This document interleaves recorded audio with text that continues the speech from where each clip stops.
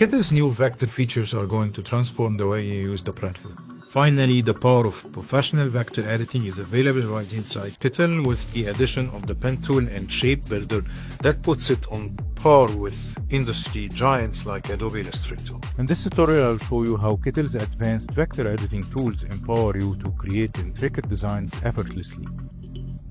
We will focus on the pen tool and the move tool to trace an eagle's face, turning a static image into a dynamic vector masterpiece and eventually into a t-shirt design.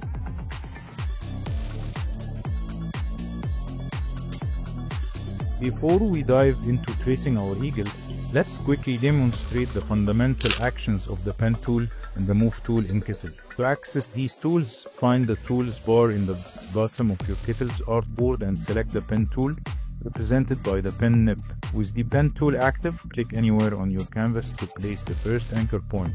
This is the starting point of your vector path. Now, click again to place a second anchor point. Kettle automatically connects the 2 points with a straight line segment. Continue clicking to add more anchor points, creating a series of connected straight lines. This is how you build the basic structure of your vector shape using straight segments. To close the shape and form a complete object, click back on the initial anchor point where you started.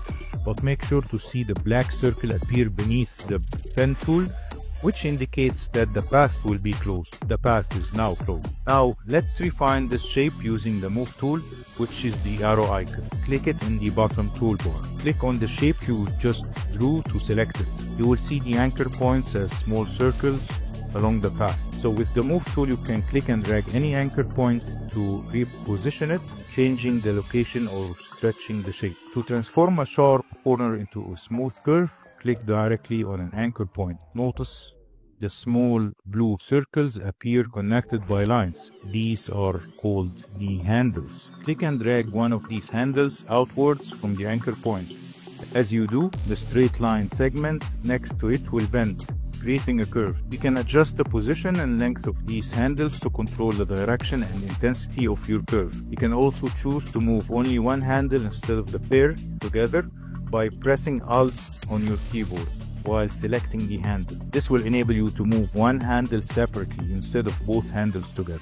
By manipulating different anchor points and their handles, you can sculpt and shape, transforming sharp, regular lines into smooth, flowing curves. This is how you add detail and organic shapes to your vector designs. As you can see, starting with simple straight lines and then using the move tool to adjust curves gives you powerful control over your vector graphics. With these basic pen and move tool techniques understood, we are ready to apply them to trace the details of our eagle illustration in the next part. Let's begin by setting up our canvas. For this design, we will choose the Merch by Amazon t-shirt size to prepare our graphic for apparel. Once your size is selected, simply click Create. Now we have our workspace ready. To start tracing, we need to import the reference image. Navigate to the Uploads tab on the left sidebar and click Upload to select your image file. Choose the image you want to work with from your PC. The image is now placed on our artboard. And let's resize and position it to fit nicely within our design area. To focus on the key features, we will use the Crop tool to isolate the eagle's face. Drag the edges of the bounding box to define the area you want to keep. Click Done to apply the crop. You can always zoom in or zoom out using the zoom tools on Kettle at the bottom of the artboard. And now to make tracing easier, we will reduce the image opacity. This makes the image semi-transparent, allowing us to see the tracing lines clearly over it. Drag the slider down to your preferred level. Around 50% is usually good. So it's a good practice to lock your reference image layer so you don't accidentally select or move it while tracing. Open the Layers panel and click the lock icon next to the image layer. You will see a message confirming the object is locked. Close the panel. The image is now locked in place. So now let's access the vector tools we will be using. Locate the Shape Tools icon in the bottom toolbar and select the Pen tool icon. We will start by tracing the center line of the eagle's beak to establish symmetry. Click once on the image to place your first anchor point. This is the starting point of your vector path. As you move your mouse, you will see a line follow. Click again to place the second point, creating a straight line segment between the 2 points. We can adjust the line weight in the right panel. So let's increase the border weight to make the line more visible for tracing. Continue adding points by clicking to outline the shape you want to create. For this beak, we will first outline the sharp regular edges of 1/2, and to close the shape and create a complete polygon, click back on the initial anchor point where you started. And again, remember that you need to see this black circle beneath the pen tool appearing to make sure that the path will be closed once you click. You have now created the basic outline for 1/2 of the beak. To refine this shape and transform the sharp corners into smooth curves, we will switch to the Move tool, also known as the Selection tool. It's the arrow icon. Select the shape you have created. You will see its anchor points appear. These anchor points, if you click on them, they will reveal the circular radius handles. Click and drag these handles outward from the anchor point, and as you drag, you will see the radius value change. Increase the radius to round the corner and create a curve. Continue adjusting other anchor points and the radius handles to refine the overall shape and match the contours of the eagle's beak in the background image. You don't have to follow the background image exactly. Feel free to change the path according to your needs. Once you're happy with the main outline shape on the left side, we can add the inner details. So to create the other side symmetrically, we can simply duplicate the vector shape we just created. Select the shapes and click the duplicate icon in the top toolbar. You will see a copy appear. Now let's flip this duplicated shape horizontally. Right click on the duplicated shape and select flip horizontal. Position the flipped half precisely next to the original shape to complete the full beak design. Finally, to combine these two main beak outline shapes into a single solid shape, we will use the Shape Builder. This Shape Builder is also one of the new tools produced by Kitter. Select both main shapes, then click on the union icon on the right sidebar. And there you have it, a unified vector shape for the eagle's beak. Now let's add more details around the face using the pen tool, similar to what we have done before. So using the pen tool to create a closed shape, and then using the anchor points with the Move tool to create the curves by playing with the handles like what we did before. This time I'm speeding up the video a little bit. It's the same process. Use the pen tool to create a closed shape with the anchor points, and then use the Move tool to play with the anchor points and the handles. After you finish, just duplicate the shape and flip it horizontally and place it right beside the other shape, and then select both shapes, and with the Shape Builder press on the Union button to unite both of them. Now that we have the main beak shape, let's trace the feathery details around the eyes. We will use the pen tool again for this. Click along the edge of the feathers, placing points at each sharp change in direction. To make these new lines stand out from the beak outline and the background image, let's change their color temporarily. Click the border color swatch and pick a bright red. Continue tracing following the intricate shape of the feathers around the eye. Don't worry about perfectly smooth curves yet. The Move tool will help with that later. Focus on getting the overall shape and points right.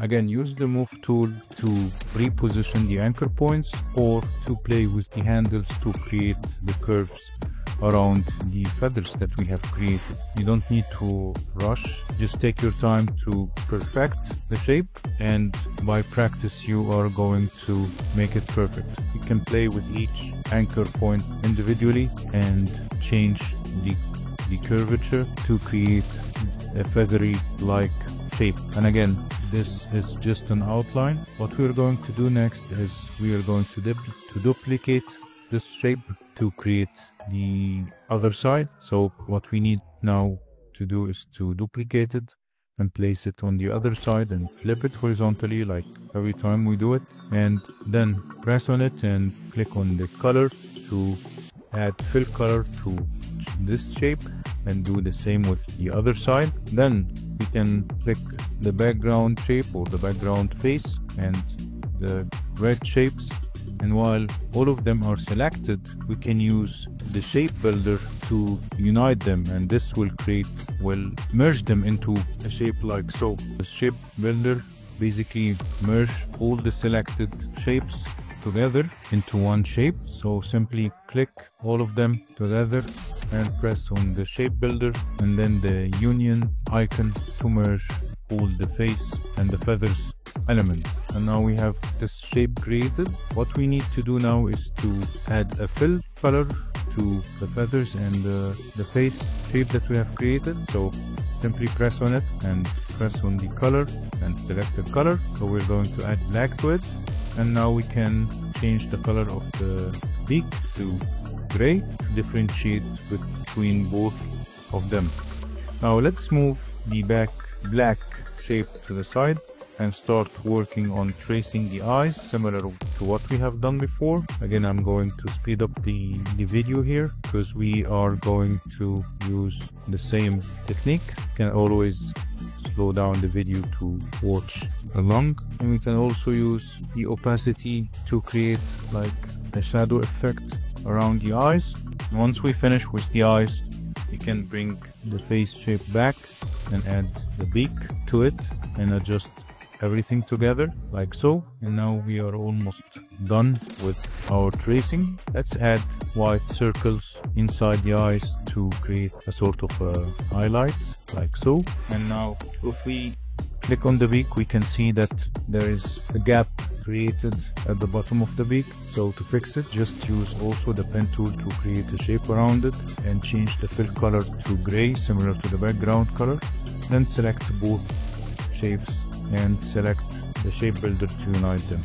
Finally, I'm going to add like nose holes using also the pen tool. Just draw a small shape like so and then duplicate it and add it to the nose or the beak, and then also use the pen tool to create a sort of shadow around the beak, the bottom part of the beak. Use the same color but decrease the opacity to create a shadow like so. You can also delete the extra part of it.